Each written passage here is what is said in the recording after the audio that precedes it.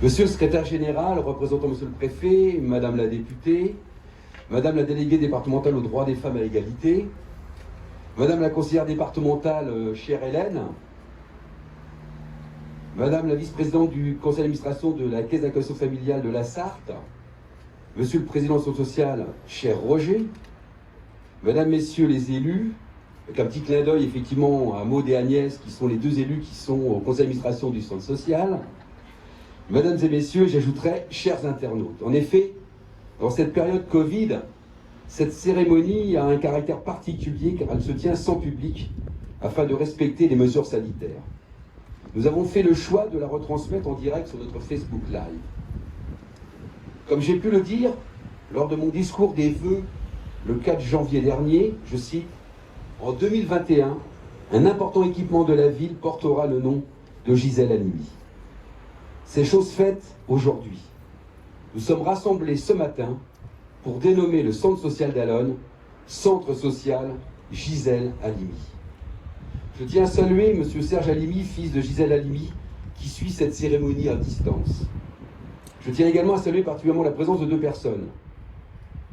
M. Eric Zabouraev, secrétaire général de la préfecture de la Sarthe, arrivé le 1er mars, donc lundi, en Sarthe, est déjà à Allonnes ce jour. Je crois savoir que c'est sa première sortie officielle. Et puis Madame Véronique Noël, déléguée départementale aux droits des femmes et à l'égalité, qui a pris ses fonctions le 1er février, après avoir été déléguée du préfet à la politique de la ville. À ce titre, elle connaît bien la ville d'Allonnes.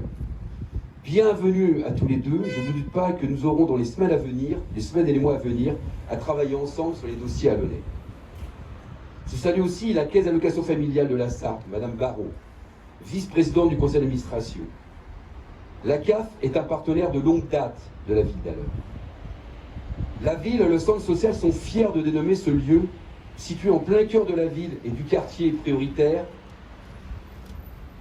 du quartier prioritaire Chaoué-Perrière, le centre Gisèle Halimi. Cette dénomination fait sens par rapport au combat que Gisèle Halimi a mené et aux actions que mène au quotidien le centre social et la ville. Je ne reviendrai pas sur le rôle et l'importance de celui-ci. Roger vient de le faire. Je souhaite saluer l'engagement fort du centre social, de ses équipes, de ses bénévoles qui agissent au quotidien pour les familles allonnaises.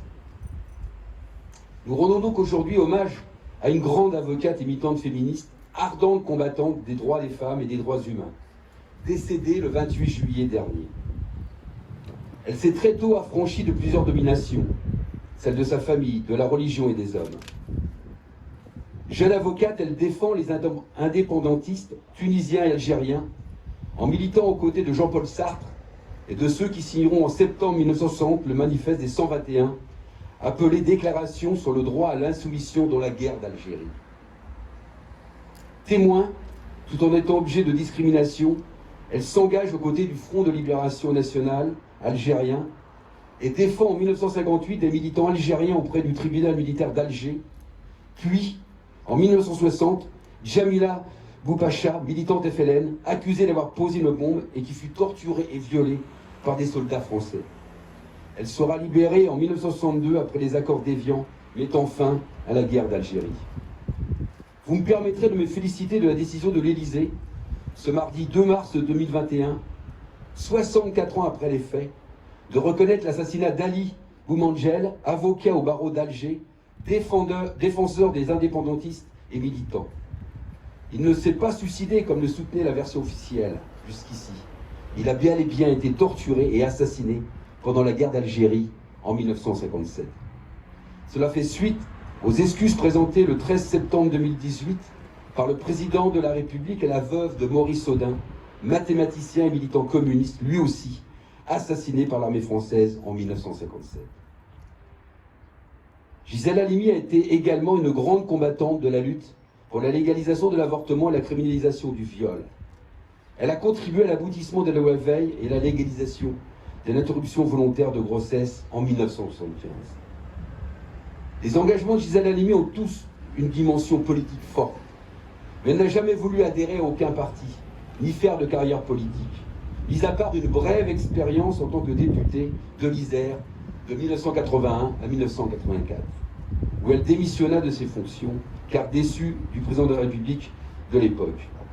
Fondatrice de l'association Choisir la cause des femmes, Gisèle Halimi témoigne d'un courant de féminisme français, caractérisé notamment par la certitude que cette lutte émancipatrice ne peut se passer des hommes. Nommer un équipement du beau nom de Gisèle Halimi est un marqueur fort, mais cela ne signifie pas que ces combats soient des acquis définitifs. C'est une façon de transmettre aux plus jeunes générations et à toutes les personnes venant dans ce lieu l'importance des batailles passées et à venir. Comme elle l'a écrit dans son dernier livre, publié en 2020, Une farouche liberté, et coécrit avec Annie Cogent, elle demandait aux femmes de continuer à se battre et de revendiquer leur indépendance financière. Le 8 mars, lundi, a lieu la Journée internationale des droits des femmes. Faisons ensemble un peu d'histoire. La Journée internationale des droits des femmes est célébrée la première fois le 8 mars depuis 1911. Longtemps attaché et rattaché à un mouvement social des couturières new-yorkaises du 8 mars 1857. La date du 8 mars prend son véritable point de départ au début du XXe siècle. En effet, c'est en 1910, lors de la deuxième conférence internationale des femmes socialistes, à l'initiative de Clara Zetkin, militante allemande, qu'a été prise la décision de la célébrer. Depuis cette date, la Journée internationale des droits des femmes est célébrée tous les 8 mars dans divers pays du monde pour mettre en avant la lutte pour les droits des femmes et l'égalité entre les femmes et les hommes. En France, c'est en 1982 que cette date s'impose et s'installe. Il n'est pas inutile de rappeler que les droits des femmes sont toujours à obtenir dans de nombreux pays et que l'égalité femmes-hommes est un réel enjeu, notamment dans le champ du travail et de l'égalité salariale. Avec l'équipe municipale, nous voulons amplifier notre engagement pour l'égalité femmes-hommes, en poursuivant notre travail d'éducation pour la mixité, et cela notamment dans toutes les activités municipales. Nous sommes également aux côtés des femmes dans le combat contre les violences faites aux femmes. Nous avons souhaité avec la municipalité aller plus loin dans notre engagement pour les droits humains. En effet, en complémentarité avec la délégation droits humains, qu'anime notre collègue Mostafa Nafa, nous avons mis en place une délégation pour l'égalité femmes-hommes qui est assurée par Céline Emam, notre maîtresse de cérémonie ce matin, qui a pris cette responsabilité à bras le corps pour que la question d'égalité femmes-hommes se concrétise dans les faits, dans nos actions, et qu'elle soit au cœur de notre politique municipale de manière transversale. Cela se traduira notamment par l'installation d'un observatoire sur ces thématiques. Merci à toi, Céline, pour ton engagement. Nous sommes fiers d'avoir sur les murs de nos bâtiments publics, ou comme nom de rue, les noms de grandes personnalités féminines qui ont marqué notre histoire. Vous me permettrez d'en citer quelques-unes.